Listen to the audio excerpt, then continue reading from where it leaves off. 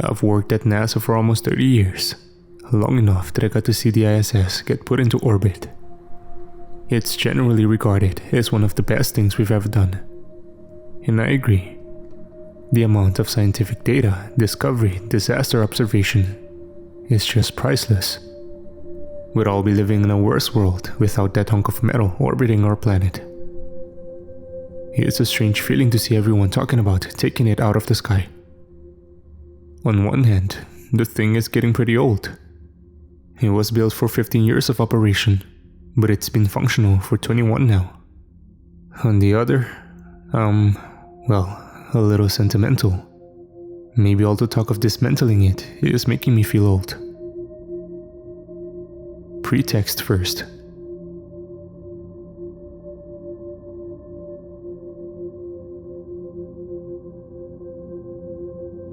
There are many things I'm not going to tell you about myself for obvious reasons. But I can tell you my experience with NASA. They're very open about things, inside the agency as well as outside. A lot of people think NASA is holding some serious secrets, but that's just not true. Sometimes you can't walk 20 feet without hearing a young excited scientist nerding out about some new discovery or theory to their colleagues. Management puts it how it is, because in this line of work everyone needs to know, and if anyone miscalculates, it can mean disaster. All big scientific discoveries are put on paper within 24 hours and released to the public. You all get the picture. Point is, in 30 years of working here, I've never encountered much dishonesty, unless a politician walked in the door. I know everyone really well, and we get along just fine. Recent events have changed everything. The excited chatter has mostly stopped. The US government has people in suits crawling all over the place. And the higher-ups obviously haven't gotten sleep since it was announced that the ISS was to be decommissioned. Despite all this, we're to continue like it's business as usual. But every now and then, one of us will get called up for an interview with the suits. Sometimes they'd be gone for a few minutes. Sometimes they'd be gone for hours. But when they returned to work, we'd all ask what was going on. Every time, we'd get the same answer. The suits would bring them into a room with a table, ask them some confusing, uncontextual questions, then let them go. It's not hard for us to connect the dots. Something happened in regards to the ISS. Most of us are closed off from upper management now, and those who can talk to them have that look in their eye. The look begging you not to talk to them, but they can't tell you not to. Everyone else is as confused as I am, and work has slowed to a crawl. Occasionally, we'll get an exciting announcement that renews our wondrous, exploratory child brains. But for the most part, it's become dreary. A few days ago, I got pulled into a room with the suits. There were a lot of formalities to get through, like my name, age, place of birth, etc. But then the questions started. Their demeanor changed on a dime as soon as the first word was spoken. And given what the question was, I would have laughed if I hadn't been dragged into a room with government agents. What is your opinion on the color green? I didn't know how to respond at first. But eventually I said, I guess it's an okay color. I mean, it's not my favorite, but it's nice. I remember feeling like I was back in elementary school with the entire class talking about what color was the best. It was awkward, and due to the situation, quite jarring. Below, I got the rest of the questions and my responses that I remember. Do you have any aspirations besides working at NASA? I've got a bucket list. Skydiving, seeing the world, that kind of thing. And do you believe you will come to complete that bucket list? Well, yeah. Gotta retire at some point, right? Do you wish upon falling stars? What? No, that's ridiculous. If you did, Is there anything you'd wish for? Well, I don't know. Biological immortality? Do you hang posters in your room? Not since I was a kid, no. What is one thing you consider objectively good? Kittens? I said it in jest, of course. Sometimes I try and break tension with a little comedy, and it was out of my mouth before I knew what I was saying. Even so, I at least expected a slight smile before I was scolded. But the only thing the agent did was straighten his tie and repeat the question with a somehow even more serious look. Fine, fine.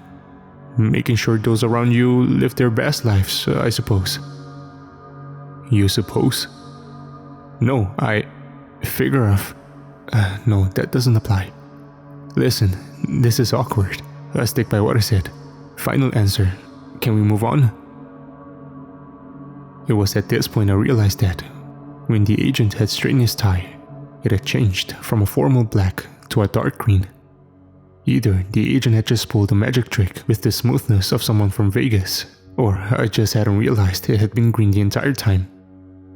The brain has a tendency to find patterns and lie to you. So in that moment, I brushed it off. But the other two agents in the room still had black ties on. Yes, we can. Tell me, what is sound? Airwaves, specifically vibrations. Right now, when you speak, you are sending air particles crashing into each other, sending them to me, and my ears are picking it up. Do you mind if we take your temperature? Nope, I had mine taken at the door, but I guess you can hear too. It was true. The agents had been taking everyone's temperature at the door these days. I didn't know what they need to do it a second time, but I wasn't about to argue. One of them walked over and used an unbranded digital temperature gun. After they had finished, the agent nodded to the others and was escorted back to my floor and told to have a pleasant day. I was bombarded with questions from my colleagues, as was everyone else who got interviewed, but I didn't really have much of anything new to say. After that day, I started doing a bit of investigating. I had only been interviewed for a few minutes, so I started asking for specifics from those who had been taken for far longer. As far as the questions themselves go, I had no luck. They were still ridiculous. Things like, have you tasted dog water? Or have you ever gone hiking? But there were some consistencies too. When I brought up the green tie, they said they saw the same, but brushed it off for the same reasons I did. The temperature check, it happens at the end of every interview to everyone regardless of time. But for those who got interviewed for over an hour, there was another through line. All of them were asked what the International Space Station was to them. At this point I knew for absolute certain that something was being kept from us regarding the ISS. No more rumors, no more speculation, no more conspiracy theories. The agents were interested in our space station too. I had to get to the bottom of this, so I contacted the guys in charge of doing the math for weight on the next supply run to the ISS. Did I mention they're still sending things up there? Because they are. Apparently they were in a tough spot. Usually you know exactly what is going into space. You have to, for literally hundreds of safety reasons. But the agents had been interfering since they appeared. They'd say that something new had been added to the list, tell them to wait, and then inform them that they needed to update their math to include the mystery item. It was so against the code that they tried to take it up to management several times. But every time management shut them down. I was told that one guy was considering quitting in protest due to how unsafe just randomly adding unknown things to a spacecraft was. But the next day, someone else showed up in his position. The kid was friendly, excited, and under the impression the position had been left vacant for a while. He had no idea he had just replaced someone. I tried to get into contact with the person who was fired, but no dice. The phone number must have been bad, and I didn't know him well enough to get into contact any other ways. Decided, given the situation, it was a bad idea for me to do so anyways. Those agents kept giving me stare when I started asking for his number. But I'd been working there for 30 years, and I had my contacts.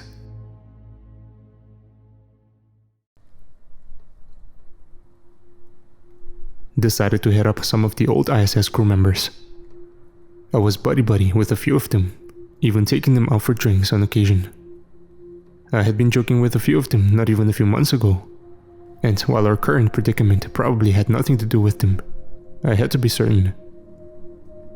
I went through every single number, but they all went to voicemail. I know people sometimes change their numbers, but all of them? I branched out beyond the US. Wasn't too close to these guys, but I'd still shared a beer with a few of them. Still nothing. Not a peep.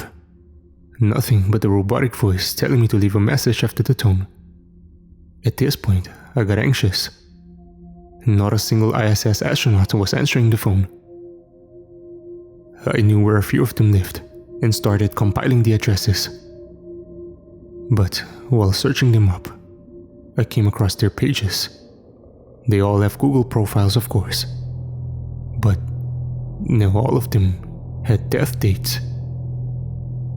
I sat there shocked as I saw my co-workers, friends and associates all described as having died while in the woods, in gas explosions, car accidents, even a serial killer had gotten one of them. I read into that one, by the way. Someone had broken into their home. A family of 4. I'll spare you the details. But by the time police arrived, it was too late for any of them. Allegedly, the killer was high on several narcotics and died of overdose while being arrested. Several murders had been linked to him after the fact. I was shocked and heartbroken. No one had ever told me, and the way the guy went out was devastating. But then, I looked at the date of the murder. I had to check my calendar, but there it was. I had taken the astronaut, his family, and several co-workers out to a movie not 3 days after the article said he died. It was to celebrate his full recovery after staying on the ISS for so long.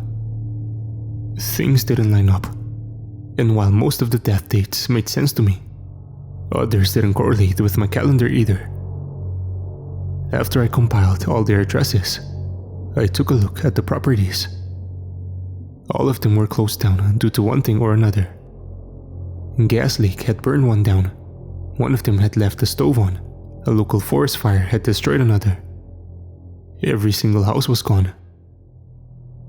At this point, I had to see it all with my own eyes.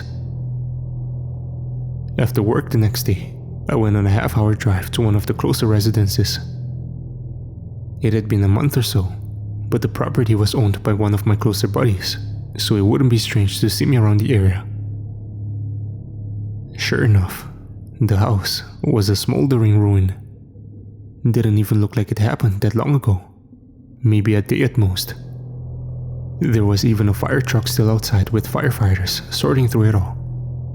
I was going to pull up and ask them what happened, but then I spotted the black van across the way.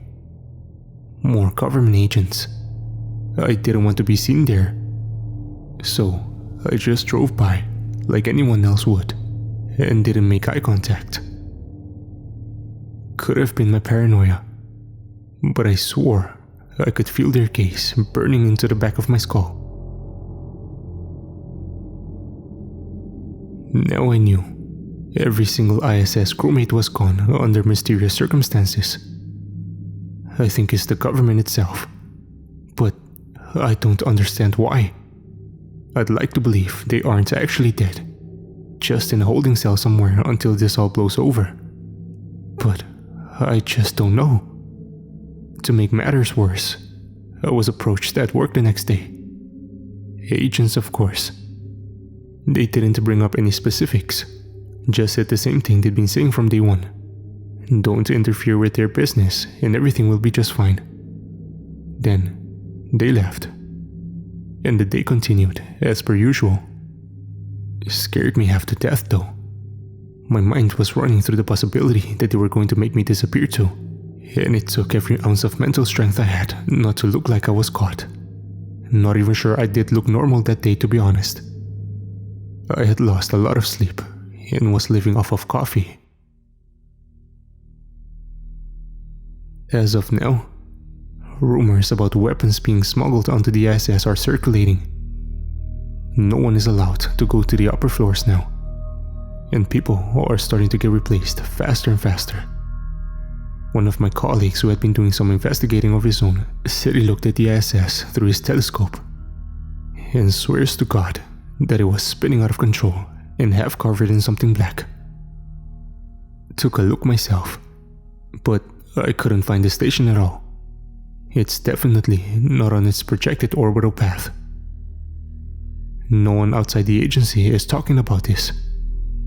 For all the public knows, NASA plans to decommission the ISS in 2031 and land its remains on Point Nemo, which I will add is the furthest point from human civilization on the planet.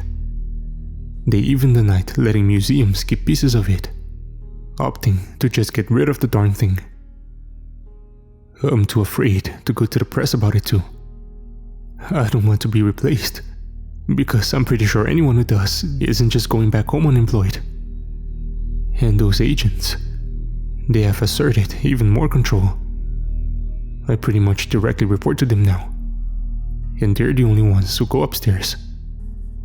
No one has seen anyone from upper management in weeks. To make matters worse, I haven't even seen the agents express a hint of remorse or any emotion really. It's just the stone cold stare, 24/7. I'm starting to think they're robots. I'm also starting to think I'm going crazy. Like I've been cooped up in a cage for too long with eyes on me at every waking moment. Does anyone have any idea what's going on? I need to get out of here before I end up in a cell or worse. I think they know I'm looking into it, and I don't know what I'm going to do. My friends are gone, along with half of my colleagues. I just feel helpless.